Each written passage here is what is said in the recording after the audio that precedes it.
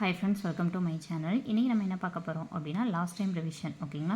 So last time revision மட்டும் இல்லாமல் இப்போ தான் நான் படிக்க ஸ்டார்ட் பண்ணுறேன்னா ஓவரால் வியூவாக இந்த வருஷத்தில் இது நடந்திருக்கு அப்படின்ற மாதிரி நீங்கள் படித்து பார்த்துட்டு ஒரு ஐடியாவோட படிக்க ஸ்டார்ட் பண்ணலாம். ஓகேங்களா? ஸோ இது என்னன்றதை பார்த்துலாம். இந்திய தேசிய இயக்கத்தின் முக்கிய நிகழ்வுகள் எந்தெந்த வருடம் நடந்திருக்குன்னா 1900லேருந்து 1950க்குள்ளே நடந்ததை கொடுத்துருப்பாங்க. இந்திய தேசிய இயக்கம், அதாவது இந்தியன் நேஷனல் காங்கிரஸ் வந்து ஐஎன்சி ஸ்டார்ட் பண்ண வருஷம் 1885. ஓகேங்களா? இதில் கொடுத்துருக்கிறது 1900லேருந்து என்னென்ன நிகழ்வுகள் நடந்திருக்குன்ற மாதிரி நமக்கு தொகுத்து கொடுத்துருக்காங்க. பார்க்கலாம். 1905 வங்க பிரிவினை மற்றும் சுதேசி இயக்கம் நடந்திருக்கும். ஓகேங்களா? வங்க பிரிவினைன்றதை பொறுத்த வரைக்கும் 2 வங்காளமாக பிரிப்பாங்க. எப்படி பிரிப்பாங்கன்னா, இந்துக்கள் அதிகமாக இருக்கிறத சைடும் முஸ்லீம் அதிகமாக இருக்கிறதுன்னு சொல்லிட்டு பிரித்தாளும் கொள்கை அப்படின்றத வந்து உள்ளே கொண்டு வருவாங்க. 1906 வந்து முஸ்லீம் லீக் கட்சி அப்படின்னு சொல்லிட்டு ஒரு கட்சியை வந்து தோற்றுவிப்பாங்க. 1907 சூரத் பிளவு. இது சூரத் பிளவுனா என்ன அப்படின்னு பார்த்தீங்கன்னா, மிதவாதிகள் இருப்பாங்க இல்லையா, அவங்களும் தீவிர தேசியவாதிகளும் 2ஆக பிரிஞ்சிருப்பாங்க இந்த வருஷத்தில் தான்.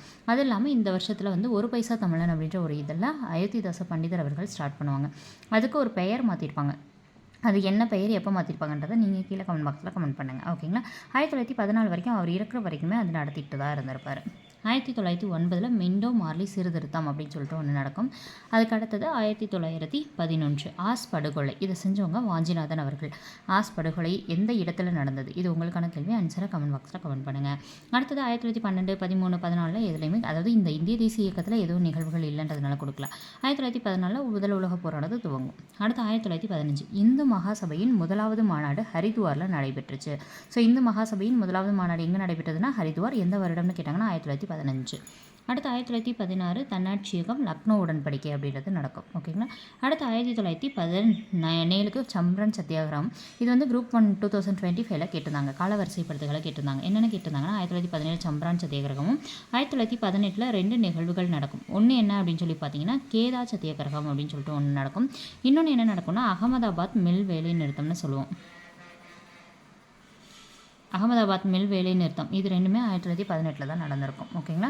ஸோ இதெல்லாம் நம்மளுக்கு வரிசைப்படுத்த சொல்லி என்ன பண்ணியிருப்பாங்க அப்படின்னா குரூப் 1 2025 கொஷின் கேட்டிருப்பாங்க.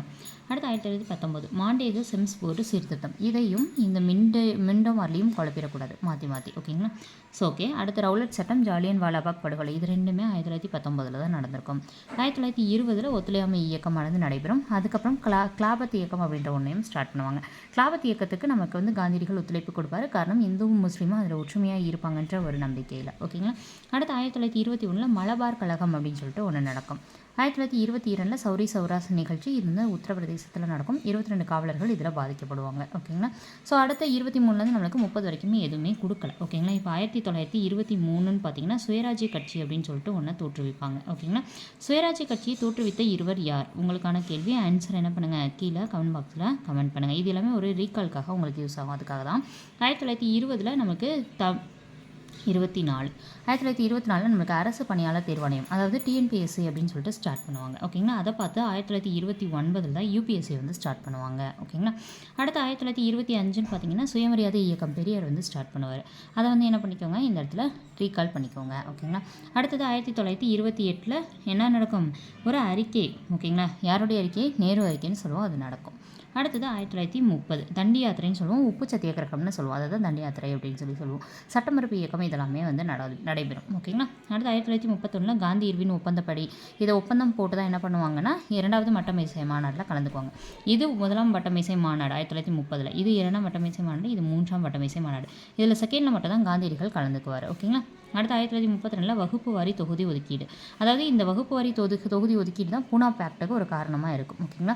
ஸோ தனி தொகுதி வேணுமா, இல்லை ஒரே தொகுதியில் வந்து இடஒதுக்கீடு வேணுமா, இதெல்லாம் வந்து டிஸ்கஸ் பண்ணது எப்போ அப்படின்னா 1932. பூனா ஒப்பந்தம் பண்ணது யார் யாருக்கும் கையெழுத்தாயிருக்கும்? காந்தியடிகளுக்கும் அம்பேத்கருக்கும். அடுத்து 1931, 34, 35 இப்படி நிறைய போகுது. 1935 இந்திய அரசு சட்டம் அப்படின்னு சொல்லிட்டு ஒன்று ஏற்றுவாங்க.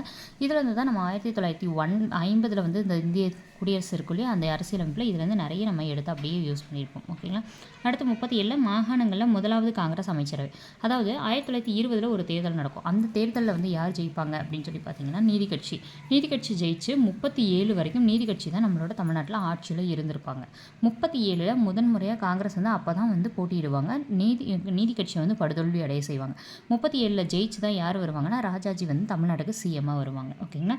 அடுத்து 1930 1939 39 இரண்டாம் உலகப்போர் நடக்கும். இரண்டாம் உலகப்போரில் பர்மிஷனே கேட்காம நம்மளை இன்க்ளூட் பண்ணதுனால காங்கிரஸ் என்ன ஆகும் அப்படின்னா அமைச்சரவை விலகிடும். அடுத்து 1940 வந்து ஆகஸ்ட் நன்கொடை அப்படின்றது நடக்கும். லாகூர் தீர்மானமும் எந்த வருஷம்னு பார்த்தோன்னா 1940. அடுத்தது 1942 கிரிப்ஸ் தூதுக்குழு வெள்ளையனே வெளியேறு இயக்கம். இது வந்து ஆகஸ்ட் 8ஆம் தேதி நடைபெறும். ஓகேங்களா. ஸோ அடுத்து கிரிப்ஸ் தூதுக்குழு இது ரெண்டுமே 1942 நடக்கக்கூடியது. 1945 பார்த்தோன்னா வேவல் ஸ்கீம்னு சொல்லுவாங்க. வேவல் திட்டம் ப்ளஸ் சிம்லா மாநாடு இது ரெண்டுமே வந்து 1945.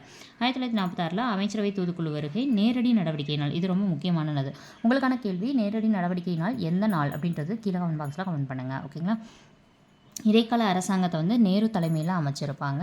அண்ட் ராயல் இந்திய கப்பற்படை கழகம் இது வந்து ரொம்ப முக்கியமானது. ஏன்னா இது வந்ததுனால தான் சுதந்திரம் கிடைச்சதுக்கு ஒரு முக்கியமான காரணம் அப்படின்னு கூட சொல்லலாம். அந்தளவுக்கு இது முக்கியத்துவம் வாய்ந்தது.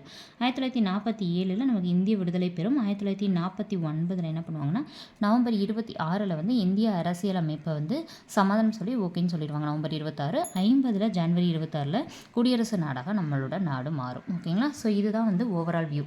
எக்ஸாம் போகிறதுக்கு முன்னாடி ஓவராலாக பார்த்துட்டு போனோம் அப்படின்னா இந்த வியூ வந்து நீங்கள் பார்த்துட்டு போகலாம். ஓகேங்களா. ஹிஸ்ட்ரி சார்ந்து இம்பார்ட்டன்ட் இது எல்லாமே இருக்கும். இதில் நம்மளுக்கு என்ன எப்படி கேட்பாங்க வரிசைப்படுத்துக இல்லைன்னா இந்த எந்த வருஷம் நடந்தது இந்த மாதிரி இல்லைன்னா இது யாருக்கும் நடந்தது இந்த மாதிரி என்ன பண்ணுவாங்கன்னா நமக்கு கேட்பாங்க.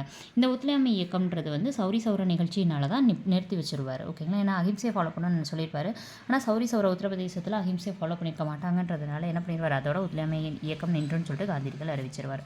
இந்த வீடியோ பிடிச்சிருந்துச்சு அப்படின்னா தொடர்ந்து ஃபாலோ பண்ணுங்கள். அடுத்தடுத்த வீடியோக்களை சந்திக்கலாம். இந்த வீடியோ பிடிச்சிருந்தா ஒரு லைக் பண்ணிக்கோங்க. எப்படி இருந்ததுன்றதை கமெண்ட் பாக்ஸில் கமெண்ட் பண்ணுங்கள். வீடியோவை சப்ஸ்கிரைப் பண்ணி வச்சுக்கோங்க. ஓகேங்களா. சப்ஸ்கிரைப் பண்ணி பக்கத்தில் பெல் ஐக்கானை கிளிக் பண்ணுங்கள்.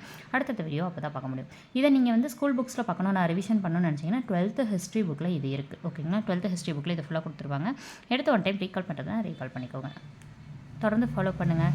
தொடர்ந்து அடுத்தடுத்த வீடியோக்கெல்லாம் சந்திக்கிறேன். நன்றி.